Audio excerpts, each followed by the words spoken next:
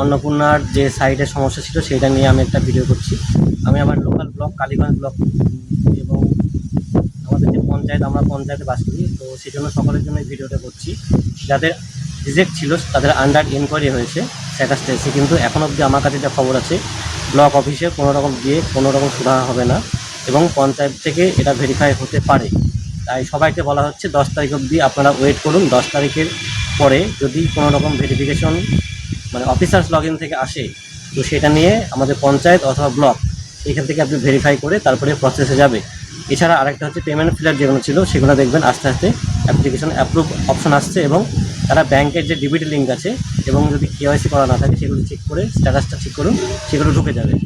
আজকের এই ভিডিওটা ছিল শুধুমাত্র ইনকোয়ারি, রিজেক্ট থেকে ইনকোয়ারি যেটা এসছে সেটা শুধুমাত্র আমাদের ব্লক অফিস যেগুলো আছে এবং পঞ্চায়েত সেইগুলোতেই আসবে, কিন্তু অপেক্ষা করতে হবে 10 তারিখ পর্যন্ত। এইটুকু তথ্য দেওয়া ছিল। ধন্যবাদ।